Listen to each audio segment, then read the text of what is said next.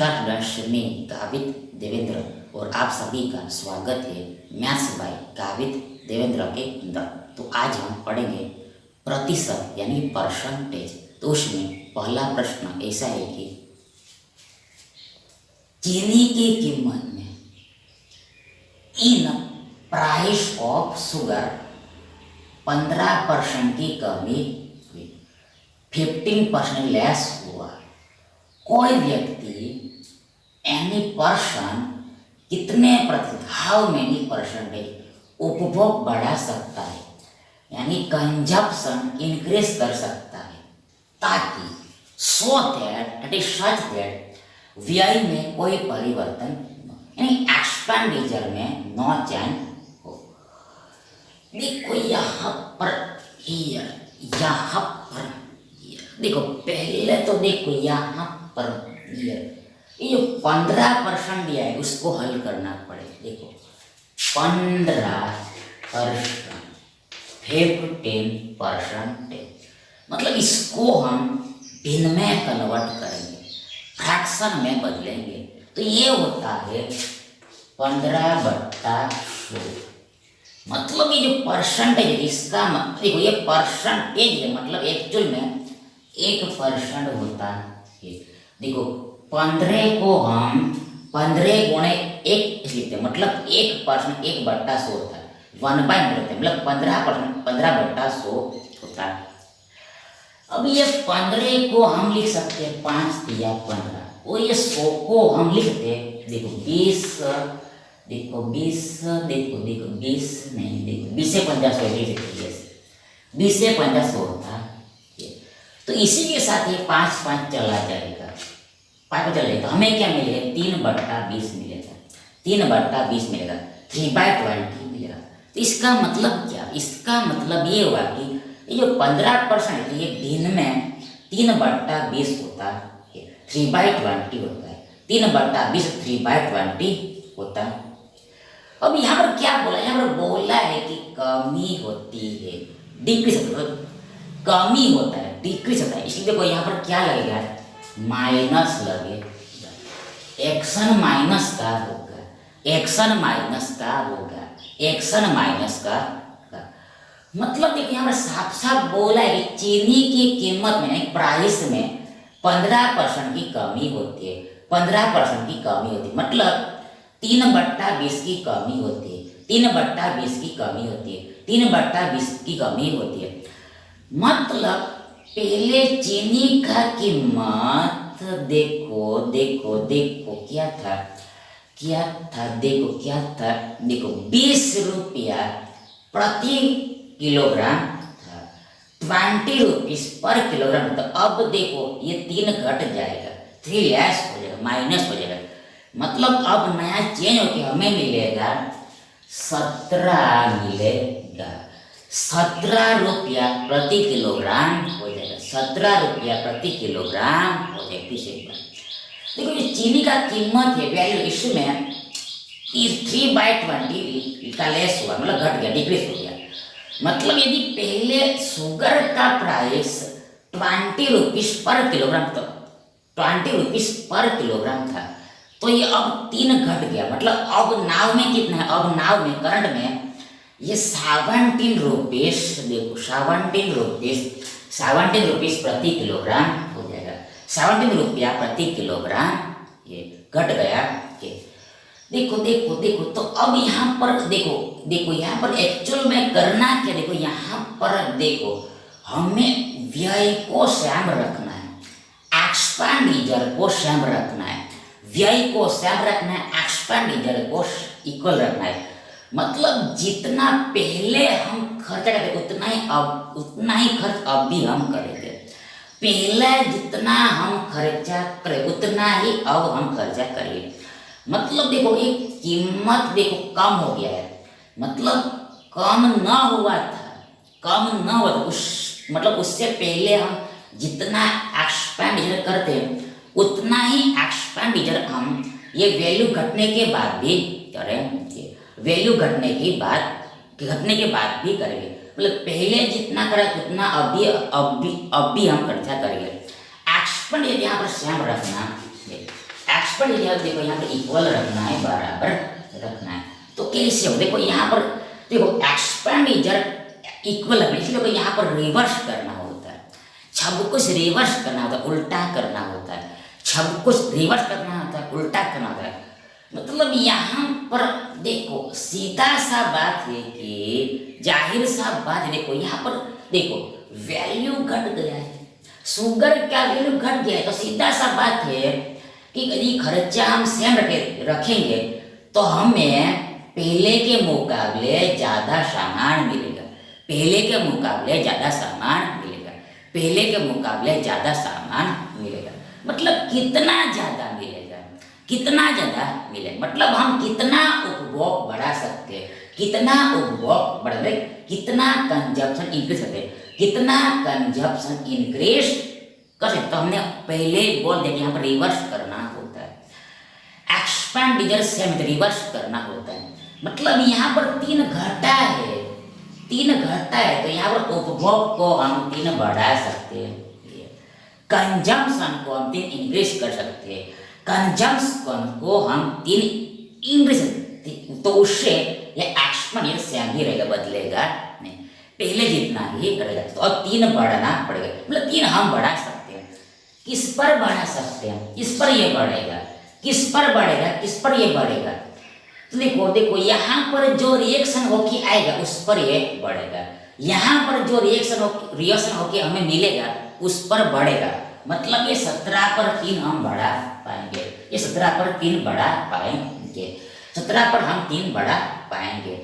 मतलब 17 पर यदि हमने 3 बढ़ा दिया तो वापस हमें ये 20 मिल जाएगा, 17 पर हमने 3 बढ़ा दिया तो वापस हमें 20 मिल जाएगा।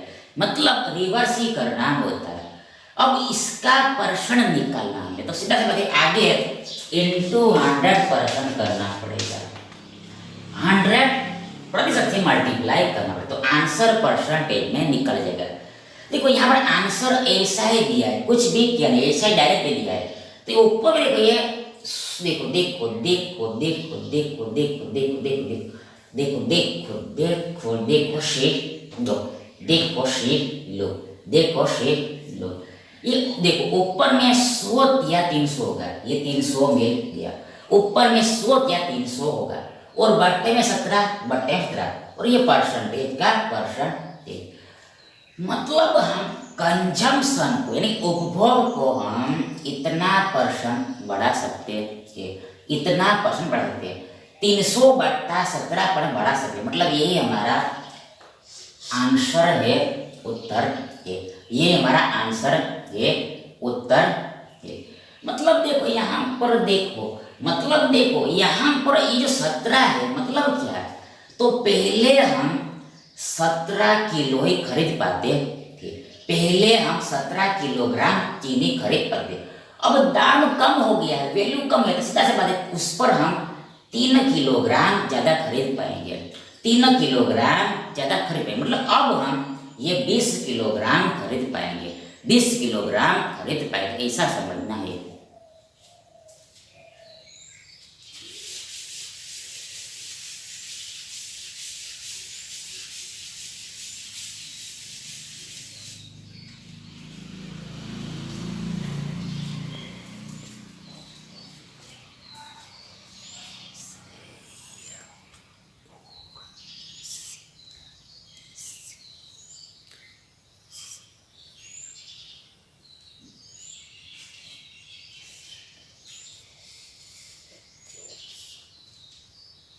अगला देखिए, नेक्स्ट क्वेश्चन देखिए।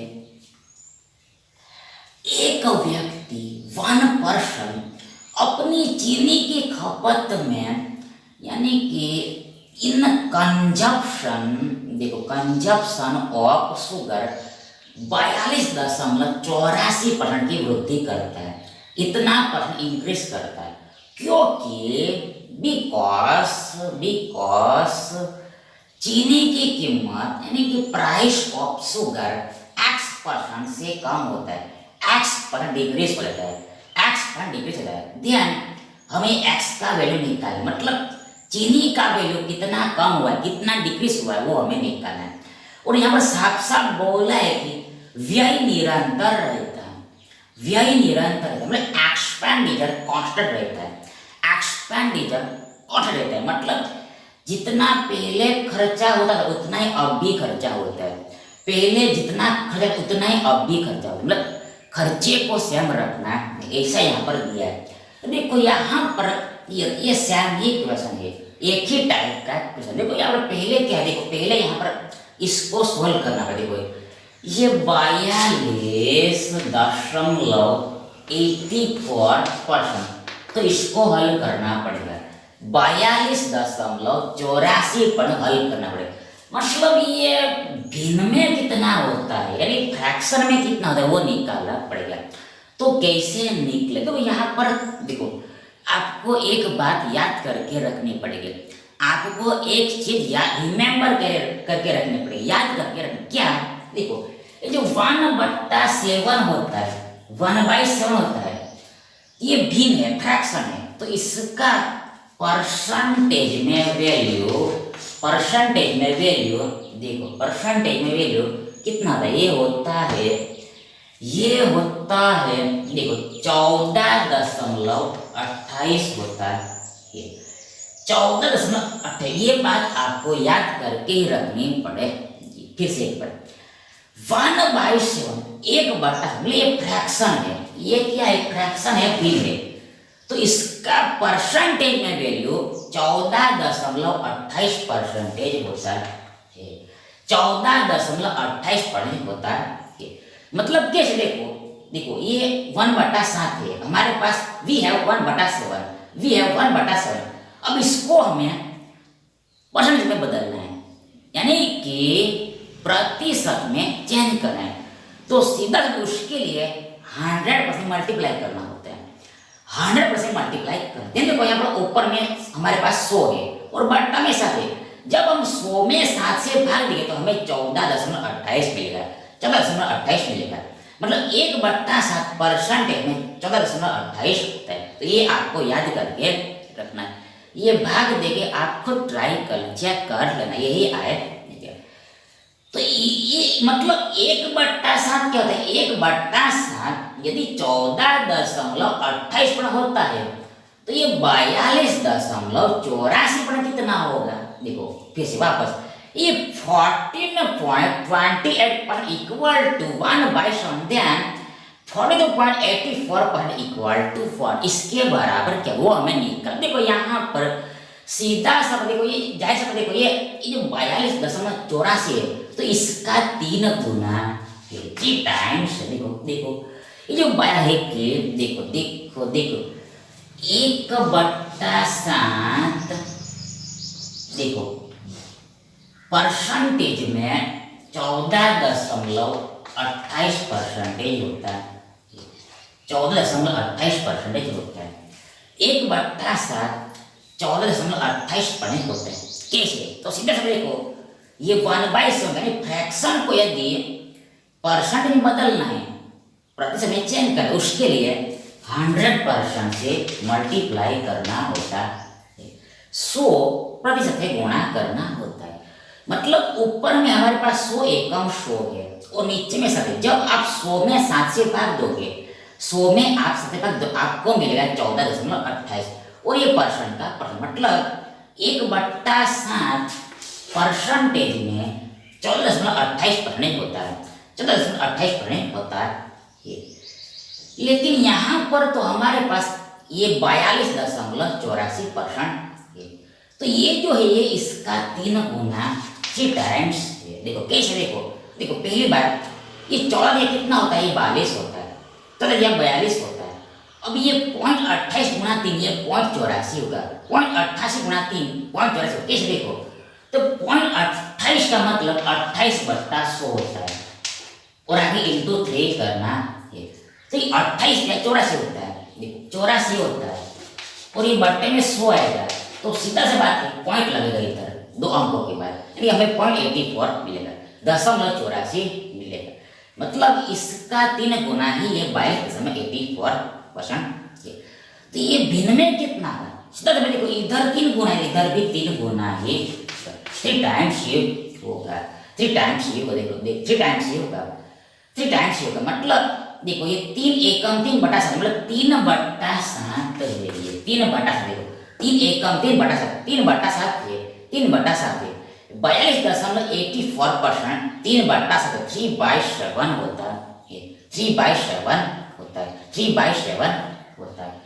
अब यहाँ पर क्या बोला, यहाँ पर बोला है कि देखो देखो देखो चीनी की खपत में 42.84% की वृद्धि करता है, वृद्धि इंक्रीज करता है। मतलब यहाँ पर हमें प्लस करना है, जोड़ना है, ऐड करना है, प्लस करना है, जोड़ना है, प्लस करना है, जोड़ना है।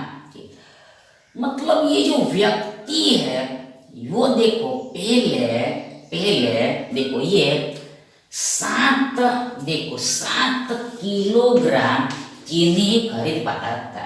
ये जो पर्सन है पहले 7 किलोग्राम चीनी खरीद पाते, लेकिन यहाँ पर देखो बोला है कि चीनी का वैल्यू खरीदा है, चीनी का कीमत डिक्रीज होता है, कम होता है, इसलिए देखो ये 3 ज्यादा खरीद पाता है, 3 किलोग्राम ज्यादा खरीद, 3 किलो एक्स्ट्रा खरीद पाता है, 3 किलो एक्स्ट्रा खरीद पाता, मतलब अब ये 7-3-10 किलोग्राम खरीद पाता है, 7-3-10 किलोग्राम खरीद पाता है, 7-3-10 किलोग्राम खरीद पाता है, 7-3-10 7 + 3 10 किलोग्राम खरीद पाता है। मतलब देखो मतलब देखो मतलब देखो मतलब देखो ये ऐसा हुआ क्यों, ऐसा क्यों, मतलब देखो ऐसा देखो ये कीमत डिक्रीज हुआ इसलिए हुआ, कीमत यानी कि वैल्यू चीनी का डिक्रीज हुआ है इसलिए हुआ। मतलब देखो अब आगे हमें करना क्या, देखो अब आगे देखो यहाँ पर देखो हमें व्यय निरंतर रखना है, एक्सपेंडिचर समान रखना है, खर्चा से नहीं रखना है, खर्चा से नहीं रखना। मतलब देखो देखो ये वैल्यू कम हुआ है, कम हुआ है, वैल्यू कम हुआ है, तो पहले कम नहीं हुआ होगा, पहले कुछ हो देखो वैल्यू देखो चीनी का कीमत पहले कुछ होगा, कम तो बाद में हुआ होगा, मतलब पहले जितना खर्चा होता होगा उतना ही अब खर्चा करना है। देखो पहले हम जितना खर्चा करें उतना ही खर्चा अब हम करेंगे, फर्स्ट में जितना हम एक्सपेंड करें उतना ही एक्सपेंड अब करना है। मतलब कीमत डिक्रीज होने के बाद भी हमें उतना ही खर्चा करना है, वैल्यू डिक्रीज होने के बाद भी हम उतना ही खर्चा करना है। तो अब खर्चा सेम रखना है, एक्सपेंडिचर इक्वल रखना है, तो ये कब पॉसिबल होगा, कब संभव होगा, कब पॉसिबल होगा, जब व्हेन जब व्हेन जब व्हेन जब व्हेन जब व्हेन जब व्हेन जब व्हेन जब व्हेन जब व्हेन जब व्हेन जब व्हेन ये उपभोग बढ़ेगा तो उपभोग बढ़ेगा तो मतलब ये पहले हमने ऑलरेडी कर लिया है, ये पहले हमने ऑलरेडी कर लिया है, ये हमने बढ़ने वाला पहले हमने कर लिया। मतलब अब हमें क्या निकालना है, अब हमें तो निकालना है कि चीनी का कीमत कितना % कम हुआ है, हाउ मेनी % लेस हुआ है। मतलब यहाँ पर हमें रिवर्स करना पड़ेगा, यहाँ पर एक्सप्रेस हमारे इसलिए हमें यहाँ पर रिवर्स करना पड़ेगा, उल्टा करना पड़ेगा, रिवर्स करना पड़ेगा, उल्टा करना वैल्यू यानी कीमत में रिवर्स करना पड़ेगा। मतलब यहाँ पर देखो उपभोग 3 बढ़ा है, 3 किलोग्राम बढ़ा है, यहाँ पर 3 रुपया कम करना पड़ेगा, 3 रुपया कम करना पड़ेगा, 3 रुपया कम करना पड़ेगा, 3 रुपया कम करना पड़ेगा, 3 रुपीस लेस करना पड़ेगा।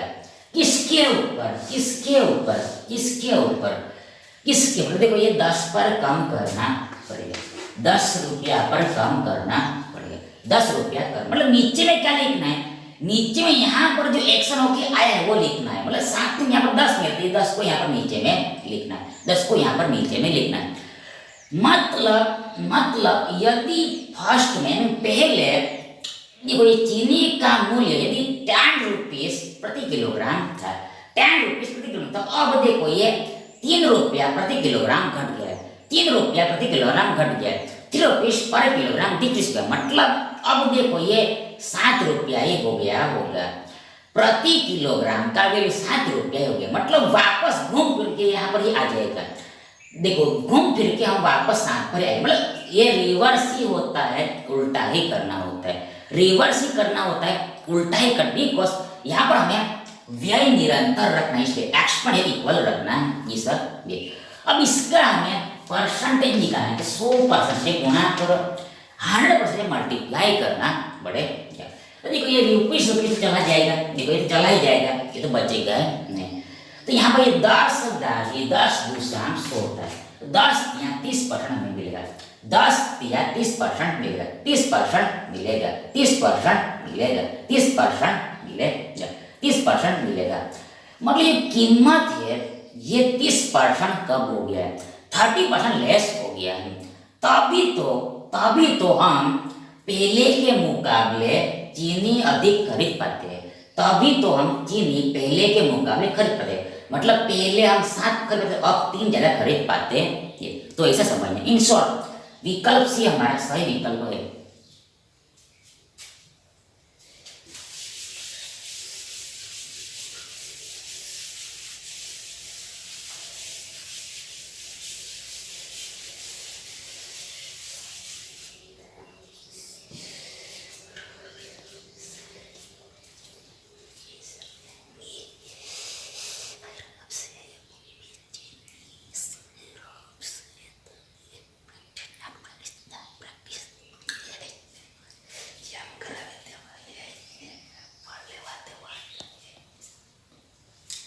नेक्स्ट देखिए, अगला देखिए, वर्तमान में जिस चावल को यानी प्रेजेंट में जिस राइस को ₹29 प्रति किलो की दर से इतना रेट से बेचा जा सकता है, बेचा जा रहा है, सेल किया जा रहा है। पिछले महीने लास्ट मंथ उसका मूल्य ₹25 प्रति किलोग्राम था, ₹20 पर किलोग्राम था। किसी परिवार यानी फैमिली को अपने चावल की खपत करेंगे यानी कंजप्शन ऑफ राइस को कितने प्रतिशत, हाउ मेनी परसेंट तक कम करना चाहिए, लेस करना चाहिए, ताकि शोध सके व्यय पहले के समान रहे, एक्सपेंडिचर इक्वल रहे। तो ये सभी क्वेश्चन से हमें एक ही टाइप के, एक ही प्रकार के। देखो यहाँ पर देखो यहाँ पर ये देखो, पहले देखो यहाँ पर वैल्यू दिया है, बाद में हम देखो, और देखो पहले हम वैल्यू लिखते हैं, बाद में कंजप्शन पहले हम वैल्यू लिखते हैं, बाद में कंजप्शन लिखते हैं। मतलब पहले हम कीमत लिखते हैं, बाद में हम उपभोग लिखते हैं, ये उपभोग लिखते हैं, मतलब खपत को लिखते हैं। देखो यहाँ पर देखो बोला है, देखो वर्तमान में जिस चावल को ₹1 किलोग्राम की दर से बेचा जा रहा है, पिछले महीने उसका मूल्य ₹25 प्रति किलोग्राम था। मतलब ये राइस है यानी चावल है, राइस दाल, इसका पहले मूल्य कितना था? पहले मूल्य देखो यहाँ पर दिया है, ये ₹25 पर किलोग्राम था, ₹25 प्रति किलोग्राम था, ₹25 प्रति किलोग्राम था। लेकिन क्या हुआ है, अब यहाँ पर देखो ये 25 से 29 हो गया, मतलब बढ़ गया है। चावल का वैल्यू बढ़ी, इंक्रीज हो गया, मतलब 25 से 29 हो गया, 25 हो गया। मतलब अब कितना है, अब ₹29 प्रति किलोग्राम, ₹29 प्रति किलोग्राम, ₹29 प्रति किलोग्राम। तो अब यहाँ पर बोला है कि देखो किसी पर अपने चावल की खपत को कितने कम करना चाहिए ताकि व्यय पहले के समान रहे, व्यय पहले के मुकाबले समान रहे। मतलब हमें एक्सपेंडिचर समान रखना, खर्चा समान रखना, एक्सपेंडिचर समान रहे, खर्चा समान रखना। देखो मतलब यहाँ पर देखो ये वैल्यू है, इसका रेशियो यानी कि अनुपात ये 25-29 का, 25-29 का है, 25-29 का है। मतलब ये जो चावल इसका मूल्य पहले 25 था, अब 29 हो गया, बढ़ गया। अब यहाँ पर हमें एक्सपेंडिचर सेम रखना है, मतलब हम जितना पहले खर्च करें उतना ही खर्चा अब भी हम करना चाहिए, जितना एक्सपेंडिचर हम पहले करें उतना ही अब भी रखना है। तो अब क्या करना पड़ेगा, मतलब इसमें क्या करना पड़ेगा, उपभोग में क्या करना, खपत में क्या करना है, मतलब कंजप्शन में क्या करना है। तो कंजप्शन में यहाँ पर रिवर्स करना पड़ेगा, उल्टा करना पड़ेगा। यदि एक्सपेंडिचर सेम रखना है तो यहाँ पर कंजप्शन में उल्टा करना है, रिवर्स करना मतलब रेशियो को पलट देना होता है, रेशियो को पलट देना होता है। ये वैल्यू के रेशियो को उलट देना, पलट देना मतलब यहाँ पर आएगा ये 28, इधर आएगा ये 25, उल्टा हो जाएगा, रिवर्स हो जाएगा। तभी तो ये एक्सपेंडिचर समान रहेगा, एक्सपेंडिचर समान रहेगा। मतलब एक्सपेंडिचर क्या होता है? तो एक्सपेंडिचर होता है value into consumption, value into consumption, value into मतलब कीमत गुणा खपत, कीमत गुणा खपत, कीमत गुणा उपभोग। तो गुणा करो इससे हम आएगा, इधर भी ये 25 गुणा 29 होगा रेशियो, इधर भी ये 29 गुणा 25 सेम ही तो है, 25 गुणा 29, इधर भी 25 गुणा 29। देखो एक्सपेंडिचर सेम आता है, एक्सपेंडिचर सेम आता है। तो उसके लिए यहाँ पर रिवर्स करना होता है, कंजप्शन को रिवर्स करना पड़ेगा तभी एक्सपेंडिचर समान करेगा। यही चीज हमने पहले 2 क्वेश्चन में किए, यही चीज हमने पहले के 2 क्वेश्चन में किए, बस ये सेम क्वेश्चन है। तो यहाँ पर देखो हमें पूछा है खपत के बारे में, और खपत में क्या हुआ है वो निकालना है। देखो यहाँ पर देखो पहले खपत यानी कंजप्शन कितना था? 29 था, 29 था, 29 था, 29 था। मतलब पहले हम देखो पहले हम 29 किलोग्राम चावल खरीद पाते थे, पहले हम 29 किलोग्राम चावल खरीद पाते थे। लेकिन जैसे दाम बढ़ा तो अब हम कम खरीद पाएंगे, मतलब अब हम 25 किलोग्राम ही चावल खरीद पाएंगे, 25 किलोग्राम राइस खरीद पाएंगे, 25 किलोग्राम ही खरीद पाएंगे, 25 किलोग्राम ही परचेस कर पाएंगे। मतलब कितना कम खरीद पाएंगे वो यहाँ पर निकालना है, कितना कम खरीद पाएंगे वो हमें निकालना। कितना कम है? 29 माइनस 25 करो, देखो 29 माइनस 25 4 होता है, मतलब 4 किलोग्राम अब हम कम खरीद पाएंगे। 4 किलोग्राम चावल अब हम नाव में कम खरीदेंगे, कारण में 4 किलोग्राम कम लेस मिलेगा। तो इसका ही हमें परसेंटेज निकालना है, इसका ही हमें परसेंटेज निकालना है। कैसे निकलेगा? तो उसके लिए बट्टा में कुछ लगता है, बोले 4 कम तो हुआ है पर किस पर कम हुआ है? तो ये 29 पर कम हुआ है, 29 पर कम हुआ है। मतलब 29 पर 4 कम तभी तो हमें वापस 25 मिलेगा, 29 में 4 कम तभी तो हमें 25 मिलेगा। और इनटू 100% तो करना ही है, इनटू 100% तो करना ही करना, बिकॉज हमें परसेंट निकालना है इसलिए। बस इसको सॉल्व करना, हमारा आंसर निकल जाएगा, आउट हो जाएगा। तो यहाँ पर काटकुट कुछ भी होगा ना, सीधा यहाँ पर डिवाइड करना पड़ेगा। तो ऊपर मिलेगा हमें 400, नीचे में 29 मिले और परसेंटेज का परसेंट इक्वल बराबर 400 में 29 से भाग। तो पहले देखो यहाँ पर 29 एक 29 जाएगा, आगे 40 में 29 गया, हमें मिलेगा 31 31 और ये देखो 31 कैसे आएगा? 40 में 29 घटाना है। देखो पहले देखो 29 एकम 29 मतलब 40 में 29 गया, हमें मिलेगा 11 सुनने लगा पीछे में हमारे 110 होगा, वी हैव 110 तो वापस 29 से भाग देंगे किसमें? 110 में, 110 में। देन ये जाएगा, देखो 3 बार में जाएगा, मतलब 29 का कितना है? 29 तिया होता है, देखो 30 तिया 90 होता है, 30 या 90 होता है। यहाँ पर एक कम है, कितनी बार? 3 बार, मतलब देखो 90 में 3 कम, मतलब 87, 29 से 87 होता है, 29 या 87 होता है, मतलब 87 माइनस करना पड़ेगा, इसमें 87 माइनस करना पड़ेगा। तो हमें मिलेगा, देखो कितना मिलेगा? देखो ये मिलेगा हमें 10, देखो मन में कैलकुलेट करना है, मन में ही कैलकुलेट कर। देखो ये 10 20 और 20 और 23 मिलेगा, 23 बचे। वी हैव लेफ्ट 23, मतलब अब आगे 10 सौ में जाएगा, डेसिमल में आंसर जाएगा। हमारे पास 23 है, अब हमने डेसिमल ले लिया तो यहाँ पर एक शून्य लग जाएगा, मतलब वी हैव नाउ 230 मतलब अब नाउ करंट में ये 230 को 29 से भागे, ये 230 को 29 से डिवाइड, देखो यहाँ पर ये 7 बार में भाग जाएगा। आप खुद चेक कर लेना, 7 बार में जाएगा। मतलब हमें अप्रोक्स, देखो ये एग्जैक्ट, देखो ये अप्रोक्स ही आंसर है, एग्जैक्ट नहीं आएगा। तो एप्रोक्स हमें 13.7 मिलेगा, 13.7 मिलेगा। और ये पर्सन।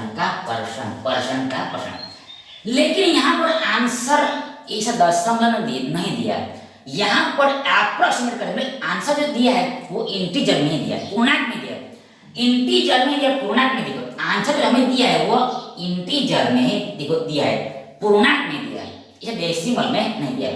तो इसको हम इंटीजर में कैसे लिखेंगे? How to write this in integer पूर्णांक, इंटीजर पूर्णांक। देखो यहाँ पर ये हमारे पास क्या है, हमारे पास 13.7 है, 13.7 है, 13.7 है। तो अब क्या करना है, यहाँ पर अब हमें बीच का पकड़ना होता है, बीच को पकड़ में लेना है। मतलब अब हमें 13.5 को पकड़ना होता है, बीच वाले को पकड़ना होता है, बीच वाले को पकड़ना था। मतलब देखो बीच में क्या है, देखो यहाँ पर 13.7 है, तो बीच में क्या होगा, बीचों बीच में 13.5 होगा, 13.5